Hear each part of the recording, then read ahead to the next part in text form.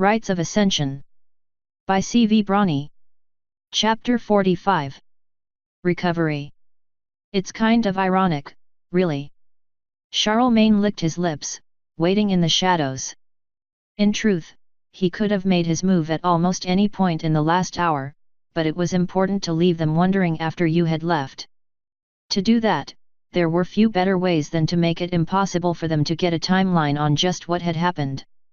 He lifted his hoof off of the marble floor and placed it behind the ceremonial set of armor standing next to him. On the other side of the round room, the twinkling lights of Luna's night sky shimmered through the wide, windowless openings.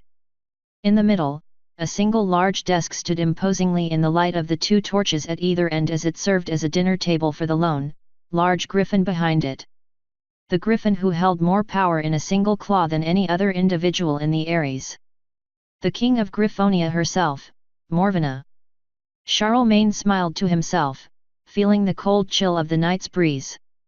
This is going to be fun. Ordinarily, manipulating the griffins was a time-consuming and laborious process, even as talented at it as he was. The current situation, though, required a much more expedient method.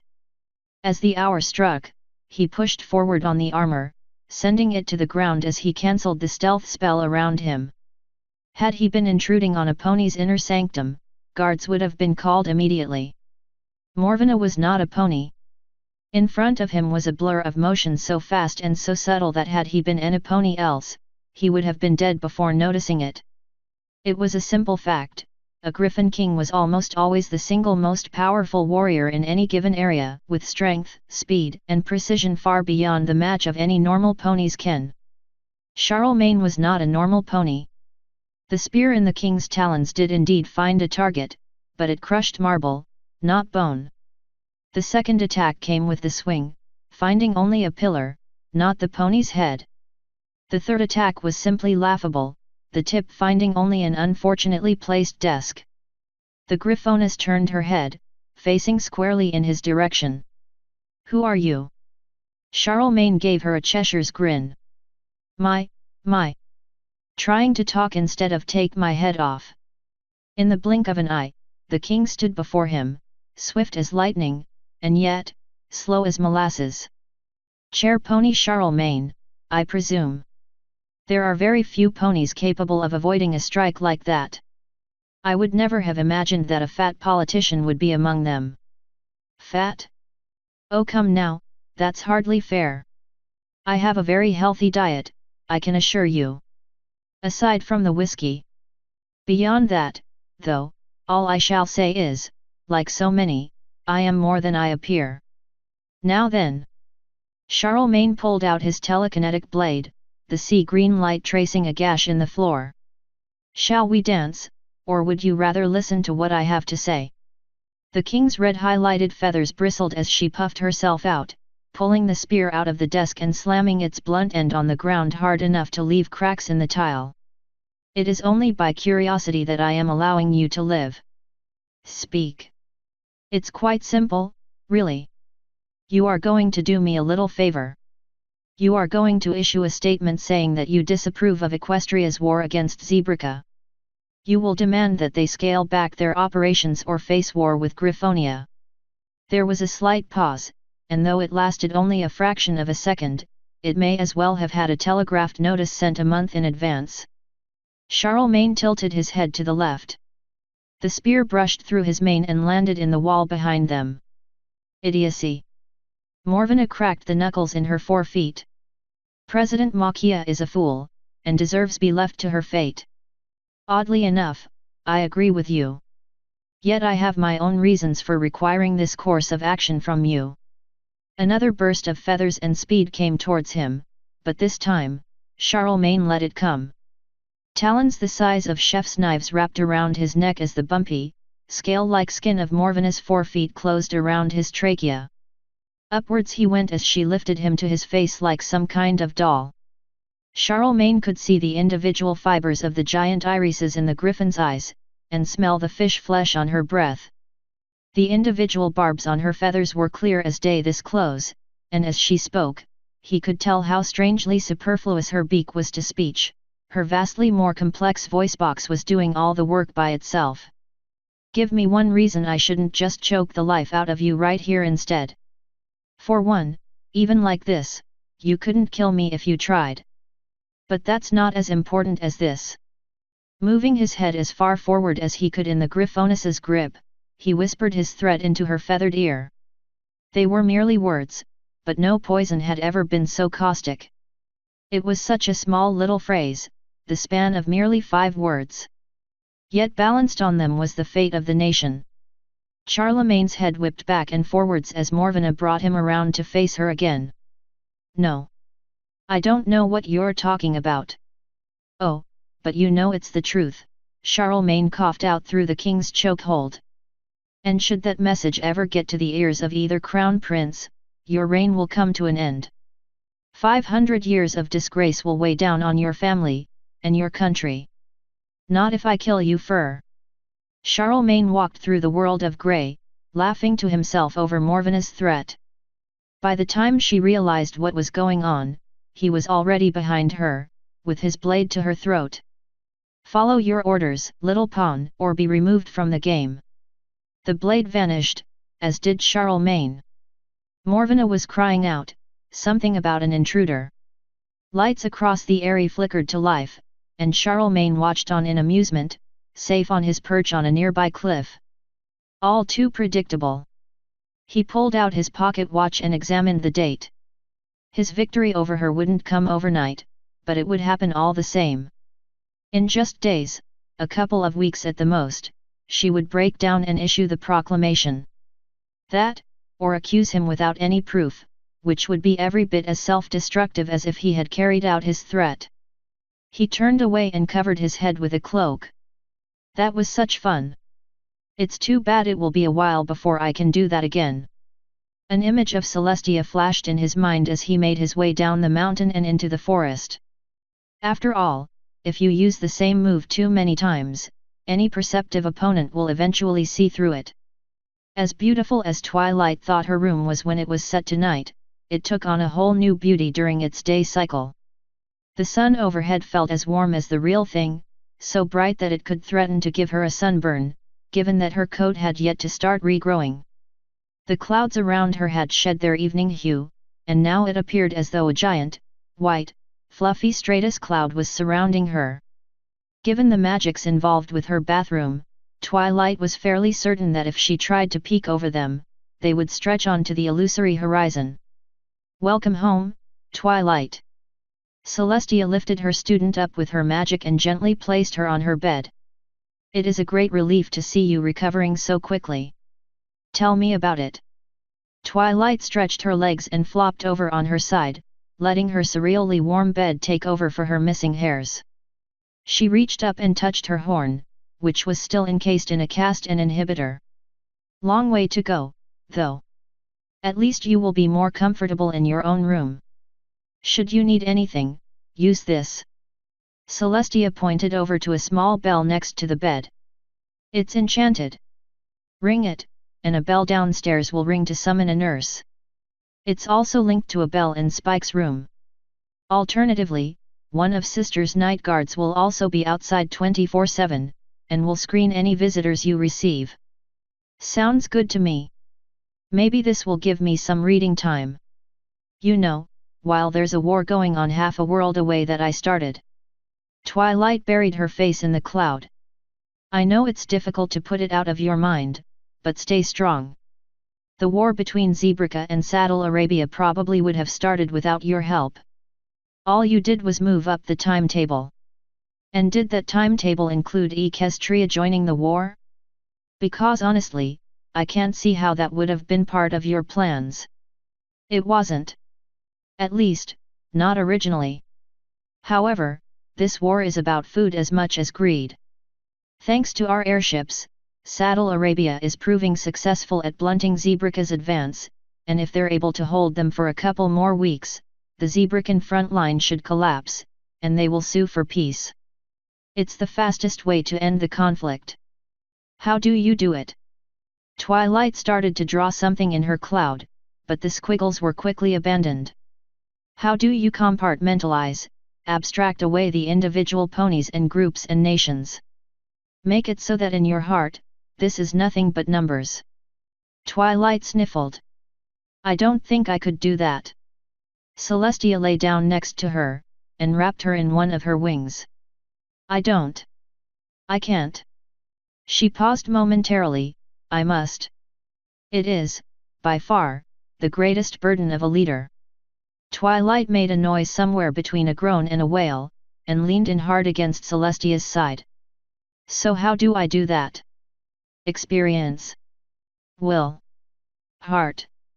It is something that cannot truly be taught, only learned by hard familiarity. She stroked her pinions against the smaller mare's side. Stay strong, my student. I believe in you. And so do your ponies. There was a chime at the door, and a pulse of purple light quickly worked its way through the room. In fact, I think that's one of them right there. Celestia leaned into Twilight's ear. While you were away, Luna installed the doorbell. I'm honestly kind of jealous. You still have to knock at my door. Twilight didn't think she should smile at that, given what was going on in the rest of the world, but her muscles apparently had other ideas. With a nod, she gave in and wiped the tears from her face. They can come in. Enter. Celestia cried out. To Twilight's relief, she didn't quite have it in her to yell through the door just yet. An armor-clad hoof pushed open the door, and a striped old friend stepped inside, a large basket being carried in her mouth. 6 steps inside, however, it appeared as though Zecora's brain had caught up to her body, and both basket and her rump dropped to the floor. Sweet seedlings! Twilight chuckled nervously. Welcome to my room. Although, I feel kind of bad saying that considering. No. It is I who should apologize to you, Twilight. I should have warned you more thoroughly about my father.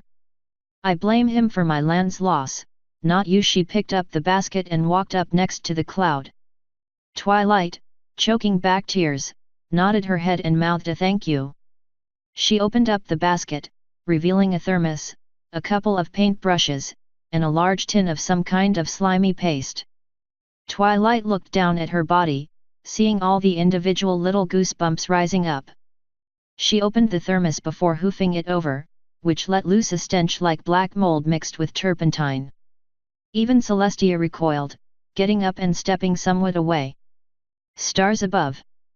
I can see why I had to be eating solid foods again. But is that really supposed to restore my spirits? Twilight held her head as far away from the thermos as she could while still keeping it in her hooves. It feels like I'm going to have to move into my bathroom after I drink this. Granted, my bathroom is awesome, but still. A moment of discomfort there will be, but it will get better. You'll see. Twilight looked to Celestia, who shrugged. Celestia, she who moves the sun, shrugged. Bracing herself, the Grand Mage took in a deep breath and instantly regretted it, gagging and coughing from the smell. After timing out her spasms, she picked a short gap between them and forced the entire contents of the small thermos down her throat. She would have almost preferred to face the explosion again. Whatever it was she had just downed, it was black, tasted like tar, quite possibly had its own coat of hair, and Twilight was fairly confident that it was, in fact, alive and moving. Yet by some miracle it also had a somewhat cool aftertaste, something akin to spritzing some mint oil on a mountain of sewage. That's, Twilight let the thermos drop clear through the cloud and all the way down to the lowest floor. I don't ever want to have to drink that again. Celestia, if I ever go and nuke my coat off a second time, you tell me that I have to just complete my Grand Mage duties without it. Celestia, paragon of unflappability, and mare with the mightiest, heaviest, most unbreakable visage in the cosmos, was waving a hoof in front of her face. A couple seconds later, she only stopped so she could switch to her wing. My student, I do not blame you in the slightest. I'm going to go open the balcony doors and get some air in here. And then get us some tea. I imagine you need something to wash that down with, More like, wash out, but yes. Yes I do. Zecora. She looked her friend directly in the eyes. You know I love your cooking, but that was. Cures often are as bad as the disease, but I assure you, soon you will feel at ease.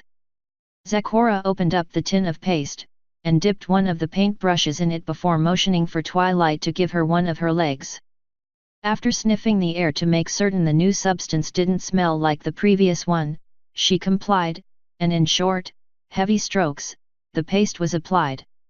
By the time Zecora was most of the way up her leg, Twilight couldn't help but watch what was happening on her fetlock. Her skin was eating the paste, absorbing it like a sponge. Wait! Twilight brought her fetlock closer to her eyes, finding tiny little hairs beginning to grow where the paste had once been. Amazing! It's already growing back. Zecora set the paintbrush back down in the paste. You will get a burst of growth, but must wait 3 days for a full coat. Anything is better than nothing.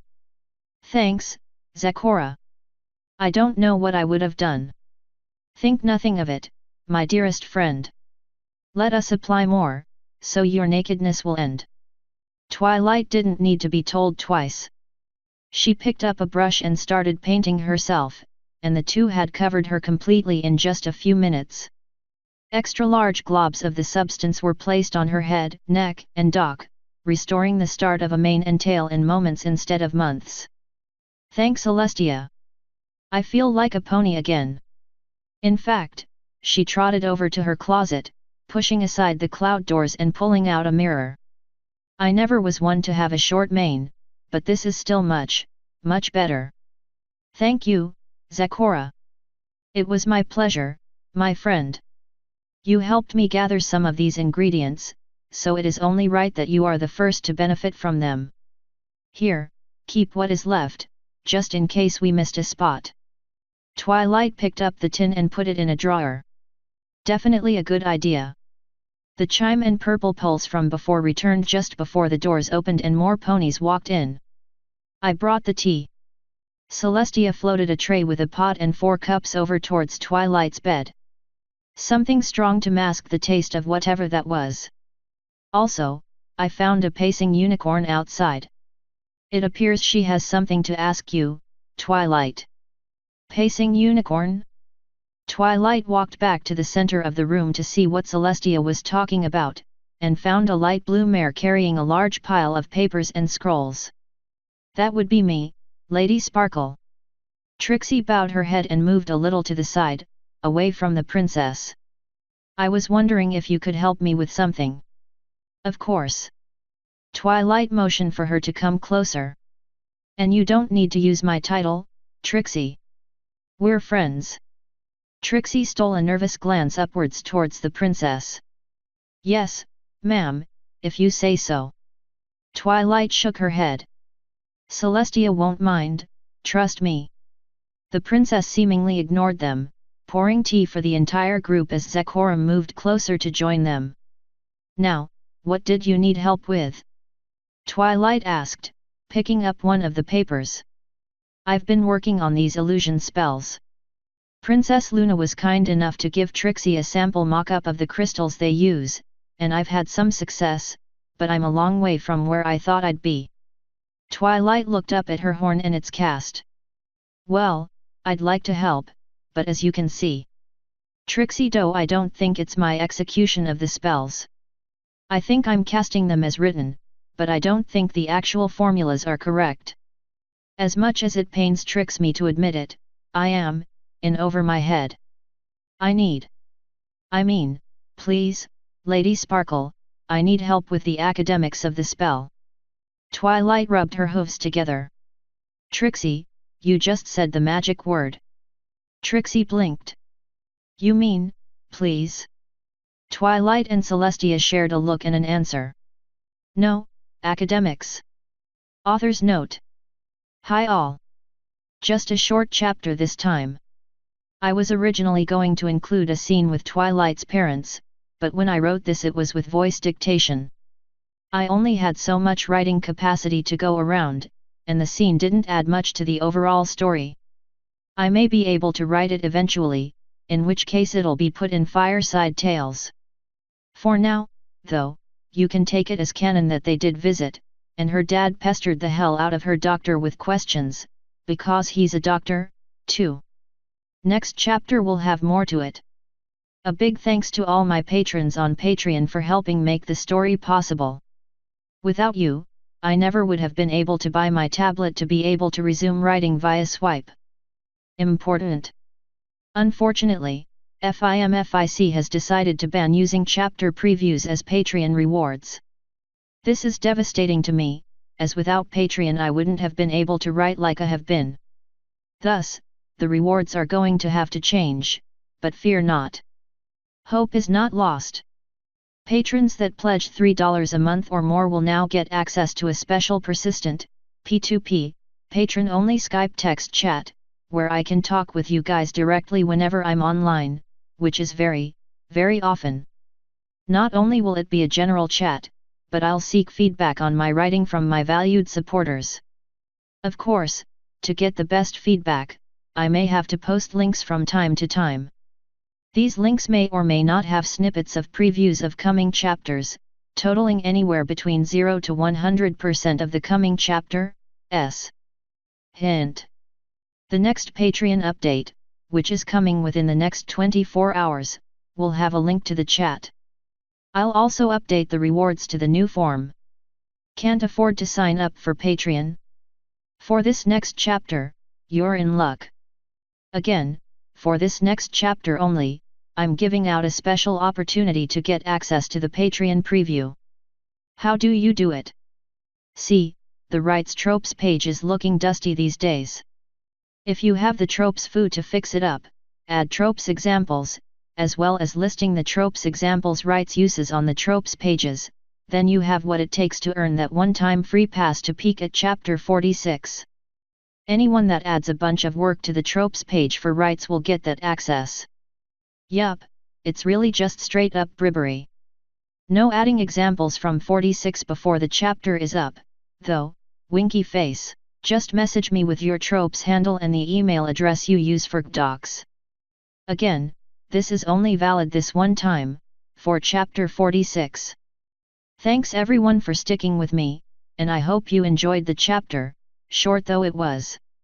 Happy holidays everyone. CV. End author's note.